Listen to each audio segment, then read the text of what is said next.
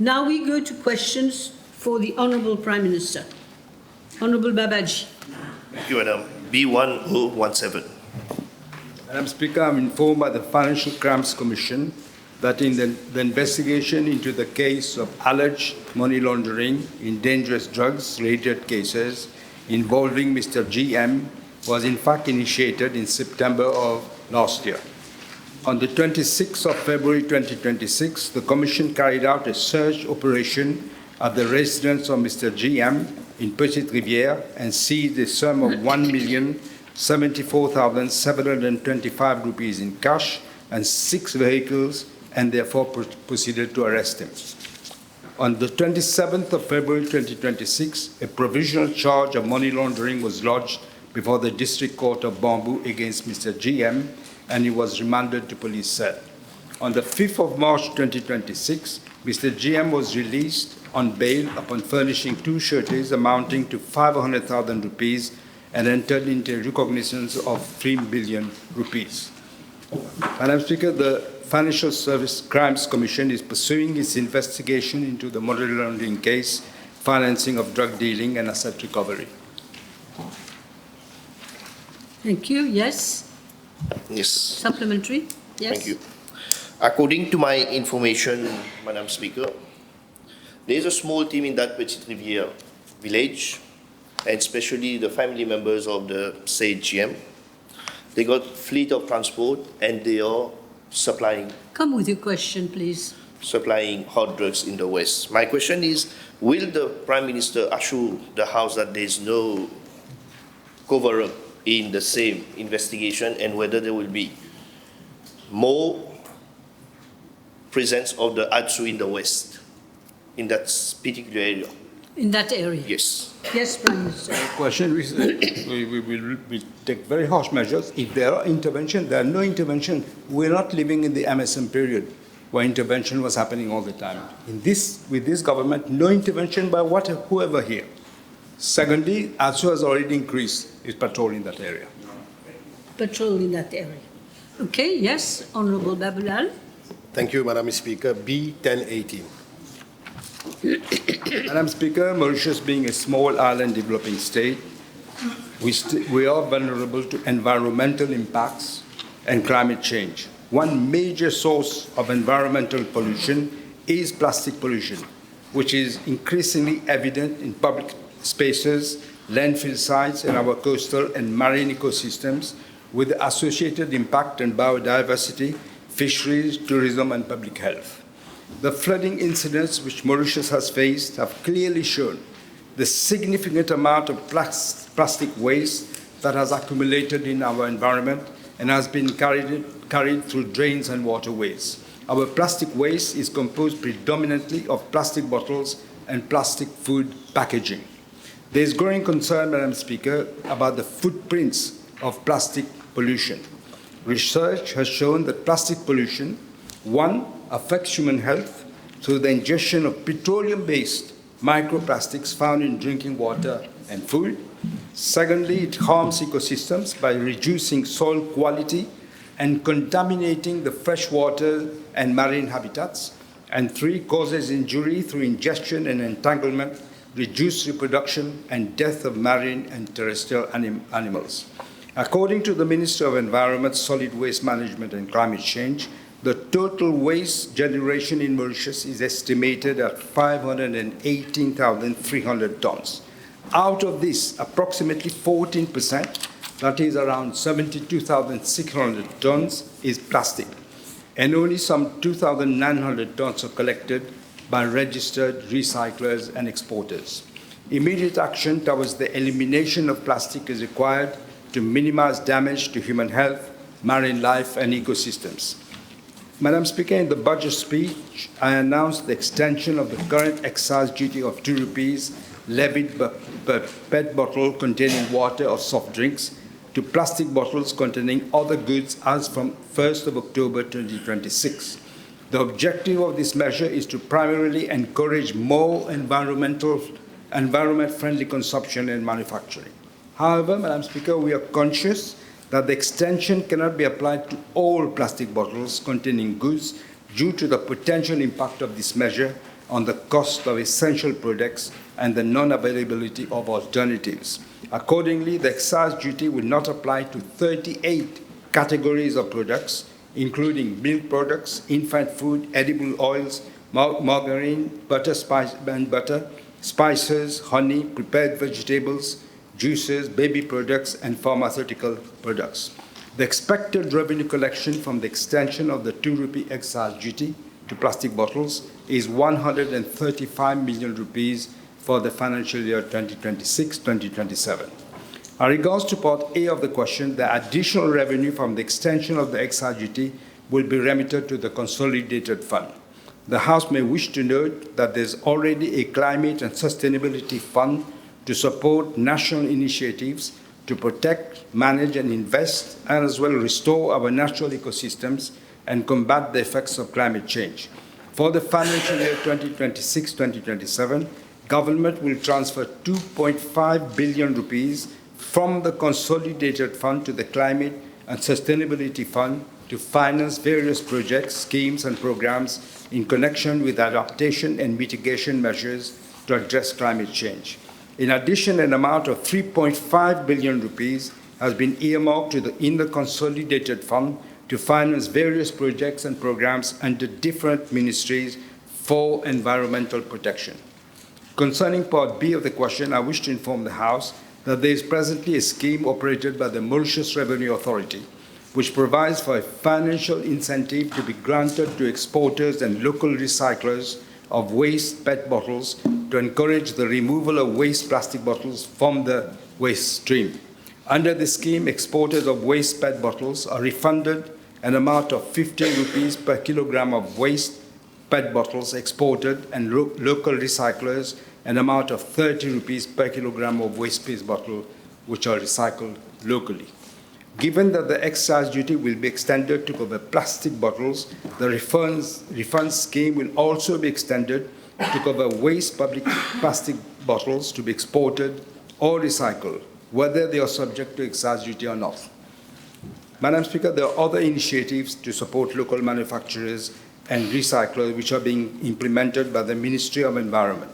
This includes the implementation of recommendations of a 10-year roadmap for a plastic pollution-free Mauritius through first the conduct of a baseline study on the types of plastic products that can be recycled, second the establishment of technical specifications and national standards for recycled plastic to ensure safety, functionality, and quality, and third the provision of training to recyclers and local authorities on upgraded sorting, contamination, control, and safety measures. Thank you. You want? Yes, all right. Honourable Beechook. Merci, Madame la Présidente. B 1019, s'il vous plaît. Madam Speaker, I'm informed by the Commissioner of Police that 81 cases of fake Mauritian passports were reported from the 1st of January 2021 to the 9th of July 2026, out of which 2 have been reported in Mauritius and 79 abroad.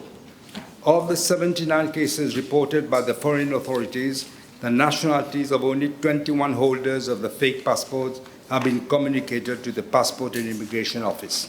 The 2 cases reported in Mauritius involve 2 Nigerians who have been arrested, and the cases are under investigation. I'm tabling the details of the nationalities of the 23 holders of the fake Mauritian passports. Madam Speaker, the existing format of the Mauritian passport is in existence since 2005. Government will be introducing the biometric passport, also known as e-passport, which will be equipped with advanced encryption and anti-tampering mechanism to facilitate the verification of the identity of the passport holder. Funds have been provided for in the budget of this year for the biometric passports. My office has already engaged with Singaporean Cooperation Enterprise under the existing Memorandum of Understanding for consultancy services on the e-passport project. The consultant will provide quality assurance and technical advisory services. To complement the introduction of biometric passports, my office is also working on a digital border management system to strengthen border security as well as to expedite the immigration clearances of passengers, which will contribute to enhance the efficiency and effectiveness of our airport. I mentioned this last time. One component of the system will include the e-gates, which complements the biometric passport in its reading to confirm that the person presenting the passport is actually the legitimate holder of that passport. Yes? You have a question? No? Okay, next question then, Mr. Oriol. Sorry, What Mr. about I'm B10? sorry. I'm sorry. Mr. Apollon. Thank you, Madam Speaker. B1020. 1020, that's it. In fact, Madam Speaker, this is a very good proposition, and I'm sure the honourable member will be glad to know that on the 29th of April of this year, the contract for the e-Government Gazette project has been awarded to Envision IT Limited for the total amount of 9,760,000 rupees, which includes maintenance charges for 5 years. The contract agreement for the project was signed on the 25th of May 2026. The e-Government Gazette project consists of a web-based e-Government Gazette, including its legal supplement and online library information service. Some of the components of the e-Government Gazette are as follows. 1, an online subscription to the Government Gazette, including its legal supplement for both local and international subscribers. 2, an online library comprising Government Gazettes, including, again, legal supplements, accessible to both local and international customers, but against payment where applicable. And 3, an online processing and payment for publications in the Government Gazettes. The contractual duration for the implementation of the project is 15 months, as from the 25th of May of this year. The e-Government Gazette is therefore expected to be functionable by September 2027, when all the services will be available online. You happy? Yes. Now it's your turn, Mr. Daougaro, Honourable. Yes. Ms. Daougaro. Yes. I'm avoiding Miss. It's all So I'm right. saying Ms. This is still fine. B1021, please. Madam Speaker, national unity and social cohesion constitute the very foundation of our republic. Mauritius has long been recognized as a plural, democratic, and multicultural nation where diversity is in fact a source of our strength. Government remains firmly committed to preserving this legacy and to ensuring that every Mauritian, irrespective of race, religion, ethnicity, language, or social background, feels equally respected, protected, and included. Madam Speaker, there are comprehensive laws criminalizing incitement to racial hatred. Section 282 of the Criminal Code, using the media, electronic or online, or social media by words spoken. Sections 16 and 17 of the Constitution, which provides for recourse to the Supreme Court if there is racial discrimination. The Equal Opportunities Commission and Tribunal dealing with complaints by victims, for example, racial discrimination, including discrimination in employment or discrimination by victimization. The laws are therefore to be executed by enforcement and regulatory authorities. And it is open, Madam Speaker, to anyone aggrieved by alleged propagation of acts inciting racial hatred to complain to the police or the authorities if he or she feels aggrieved or at risk. It is for the competent authorities, that is the law enforcement, police, DPP, and the courts, to assess whether any act or course of conduct exceeds the exercise of a person's fundamental right to freedom of expression and therefore constitutes an incitement to racial hatred. The object is not to police public opinion, but to protect social fabric of our rainbow nation while preserving to the largest possible space for legitimate expression. In a bid to oppress the previous government, closed access to social media and slowed internet debit. When we came to power, we vowed that never, never again should we allow our shared peace to be corroded by totalitarian minds. We condemned any attempt to muffle expression. This is an imperative in a multicultural and pluralistic democratic society. For these noble ideals, Madam Speaker, we rely heavily on the responsibility of one and all. But we must acknowledge that we face numerous challenges, especially when radicalization sets in the minds of a few and those who still do not realize that freedom of expression, stops at the door of the freedoms of others. That is the baseline of a peaceful, diverse society is absolutely necessary to respect the views of other people's religion and other people's lifestyle. We have to respect all of that. Madam Speaker, I shall be ruthless against anyone, and I repeat, against anyone who jeopardizes national unity and social cohesion. Government remains resolute in its determination to preserve the unity of our nation and to assure that Mauritius continues to be peaceful, inclusive, and a harmonious society. Any new measure must remain proportionate and consistent with the constitutional protection for freedom of expression. Yes, Honourable. Yes, thank you. Can the Honourable Prime Minister confirm to the House whether the government has conducted any assessment of the prevalence of racial hate speech in Mauritius, particularly on online platforms? We actually have, and we have been moving, trying to, it's very difficult in Mauritius at the moment to be able to find out the source of this. So that is why I'm getting the help from the Indian government. First of all, we were told to approach the Maharashtra government to look at the cyber unit, to reorganize. We came here, but unfortunately, after a while, the price on this seems to have ballooned.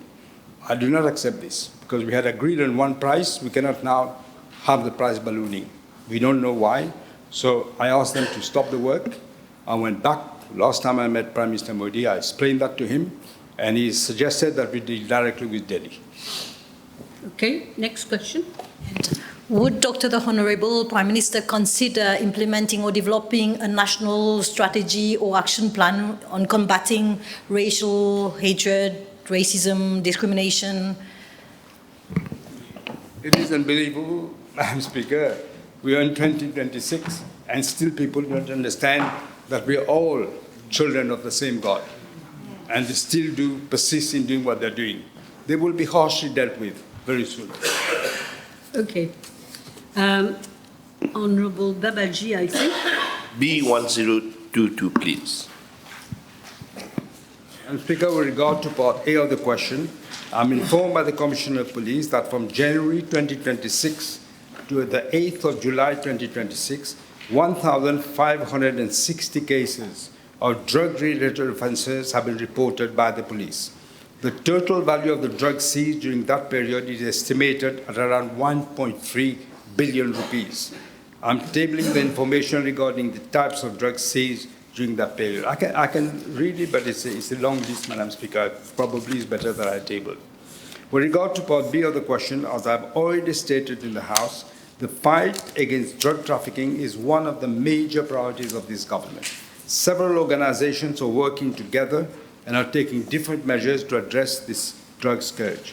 The Commissioner of Police has informed that the police have increased patrols and crackdown operations conducted by different units in drug-prone areas. For the month of June 2026, 90 patrols were carried out just for 1 month, just in 1 month. ADSU has been given more manpower and equipment to increase its operational capabilities. ADSU is also working in close collaboration with the Financial Crimes Commission to disrupt the drug criminal network. Madam Speaker, as an island state, Mauritius faces significant challenges in preventing the maritime trafficking of illicit drugs. To reinforce coastal surveillance and improve the detection of illegal maritime activities, a new coastal surveillance radar system financed by the government of Japan is being installed and is expected to be operational by December of this year. At the international level, ADSU collaborates with the United Nations Office on Drugs and Crime, the US Drug Enforcement Administration, the UK National Crime Agency, Interpol, the Royal Canadian Mounted Police, and other agencies for intelligence sharing, capacity building, and cross-border investigations to combat transnational drug trafficking networks.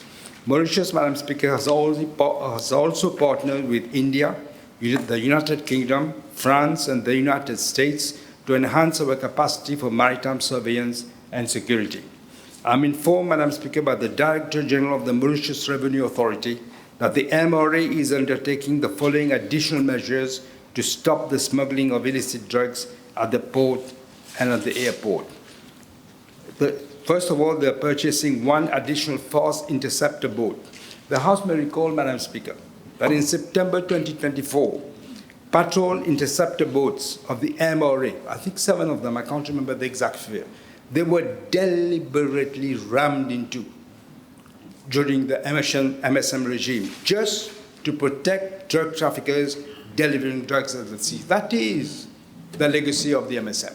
7 interceptors were just rammed into, and the person who did that was allowed to continue to work as if nothing. He was not taken to task because he had got, probably, he was told to do that. Secondly, posting of MRE officers on high-risk vessels to check all persons entering and leaving the vessels. Thirdly, procurement of a mobile van scanner, which can be deployed all around the island.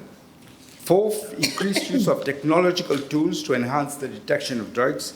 And then finally, the installation of a one low-bed palletized cargo X-ray scanner in the port, which will be there by the end of this year.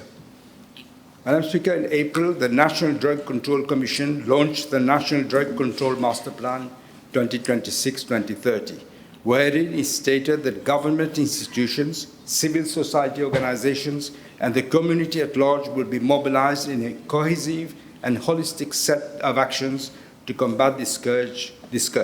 Activities under rehabilitation and prevention have already been initiated in collaboration with the Ministry of Ministry of Education and Human Resources to develop key school-based modules and policy measures on substance prevention. Second, the Ministry of Labour and Industrial Relations and Business Mauritius are coordinating for targeting workplace prevention.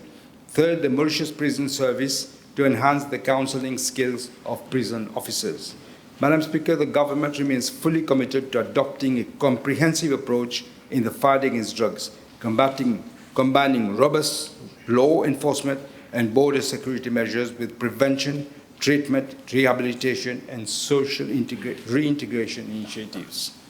Yes, you're all right. Honourable Jamal. Question P1023, s'il vous plaît. Madam Speaker, I'm informed by the Financial Crimes Commission that on the 14th of February 2025, police officers effected a search at the house of Mr. Chandadeo Uma, situated at Copan Lane, Terre Rouge, and secured a suitcase containing the following: 5.5 million rupees, comprising 3.3 million rupees in Mauritian rupees and 2.2 million in foreign currencies. That is, the total is roughly 5.5 million. Secondly, 7 lady wrist watches and 3 documents in the name of the former Prime Minister, Mr. Pravin Jagnnath, and his wife. During the inquiry, 2 other suitcases and 1 bag, which contained a total sum of approximately 109 million rupees in local and foreign currency, were secured from the house and the office of one Mr. Josian Laval Dilawan. Madam Speaker, during both searches, police secured a total sum of around 114 million rupees, 7 lady wristwatches, and documents that are said in the names of the former Prime Minister and his wife. On the 15th of February of 2025, Mr. Chandradeo Uma, Mr. Josian Laval Dilawan, and Mrs. Devyani Nakchedi Ramcharan and Mr. Pravin Kumar Jagnnath were arrested for money laundering offences in breach of the Financial Crimes Commission Act. Mr. Chandradeo Uma and Mr. Josian Laval Dilawan appeared before the court on the 16th of February 2025 and were remanded to police cell. On the 17th of February 2025, they appeared before the District Court of Pamplemousse, where a provisional charge was lodged against them. They were released on bail on the 20th of February 2025 after having furnished 2 sureties of 300,000 rupees each by way of bank check and entered into recognition of debt amounting to 5 million rupees each. Mrs. Devyani Nakchedi Ramcharan appeared before the court on the 16th of February 2025 as were remanded to police cell. On the 17th of February 2025, she appeared before the District Court of Pamplemousse, where a provisional charge was lodged against her. On the 18th of February 2025, she was released on bail after having furnished 2 sureties of 200,000 rupees by way of bank check and entered into recognition of debt amounting to 5 million rupees. Madam Speaker, Mr. Pravin Kumar Jagannath was also arrested on the 15th of February 2025, and he appeared before the court on the 16th of February 2025, but was released on bail on the same day. On the 17th of February 2025, he appeared before the District Court of Pamplemousses, where a provisional charge was lodged against him. He furnished 2 sureties of 750,000 rupees by way of bank check and entered into recognition of debt amounting to 5 million rupees. I'm informed, Madam Speaker, by the Financial Crimes Commission that due to the sensitivity of the case, further information on the ongoing investigation cannot be communicated. Yes, one question. Can the Honourable Prime Minister inform the House whether the FCC is enough equipped, has a required technical expertise and manpower to carry such cases, as there is a long list of cases pending at the level of the FCC? That is actually the case, and I think I must accept what the Honourable Member is saying, that we need experts to deal with all those things. They're not trained enough for that. That is why we have people from former Scotland Yard officers who are actually helping them, assisting them in the inquiry. Okay, next question, Honourable Kazan. Thank you, Madam Speaker. B1024, please. Madam Speaker, I'm informed by the Director of Civil Aviation that before an airline can operate international services to another country, government must first negotiate an agreement which is known as a bilateral air services agreement with the government of the country of its desired destination. Bilateral air services agreements set out the conditions under which the international air services operate, including traffic rights capacity, the designation of airlines by both contracting parties, tariffs and other provisions relating to competition policy, safety and security. To date, Madam Speaker, Mauritius has concluded bilateral air services agreements for scheduled air services with 60 countries, out of which 35 agreements have been signed. Furthermore, Mauritius has signed a memorandum of understanding on air services with Dubai and 3 code share agreements with Canada, Chile, and Japan.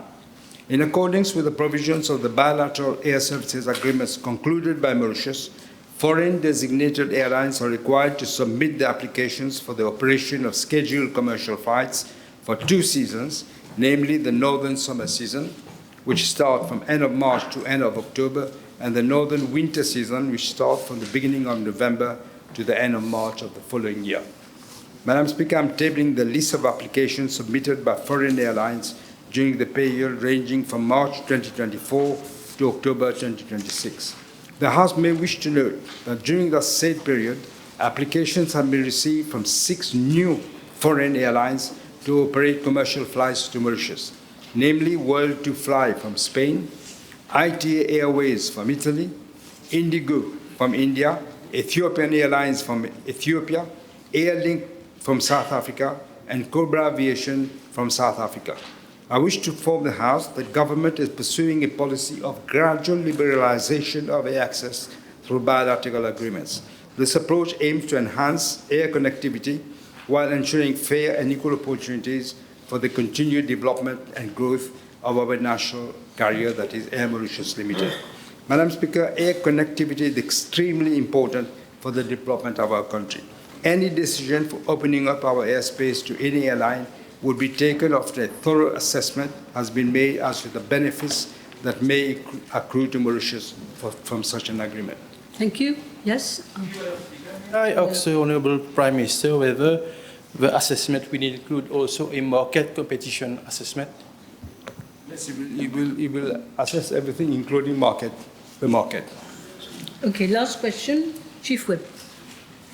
Je vous remercie, Madame la Présidente. B1025. Madam Speaker, in regard to Part A of the question, I'm informed by the Commissioner of Police that on the 15th of March 2023, a request was received from the then Ministry of National Infrastructure and Community Development for the provision of surveillance cameras in the underpasses which fall under the purview of the Road Development Authority, including Triano Underpass, which is included in that. Since the images captured in the cameras would require constant surveillance, a request was also made for the cameras to be integrated to the Safe City network and for monitoring by police. I'm further informed that the intelligent video surveillance system cameras under the Safe City project have already been installed over strategic locations island-wise, and the project has been completed in this respect, and given that the current Safe City cameras are not designed to operate in underpasses and footbridges, Mauritius Telecom, which is the service provider for the Safe City surveillance network, is in the process of working on the new technical specifications. Since the existing Safe City network is a closed system, any extension thereof to cover the underpasses and footbridges would have to be undertaken at the new project with technical specifications for the surveillance cameras. Meetings have accordingly been held between the Police Department, the Road Development Authority, the Central Electricity Board, and Mauritius Telecom to work out the technical specification and cost estimate for its implication. Madam Speaker, in regard to Part B of the question, I'm informed that there are 7 underpasses across Mauritius. The 2 underpasses at Koda are covered by private CCTV cameras. Police undertake regular patrols in the vicinity of the remaining underpasses, which are covered by nearby Safe City surveillance cameras where available. Yes, one question and that will be it. Just one. Thank you, Madam Speaker. I thank the Honourable Prime Minister for his answer.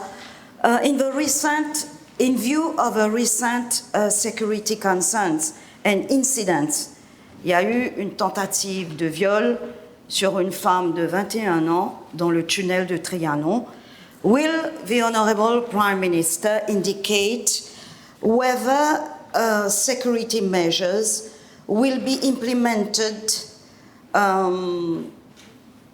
will be considered as a matter of urgency? Thank you.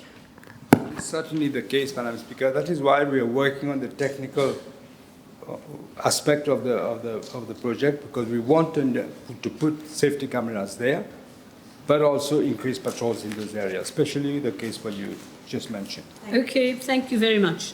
The table has been advised.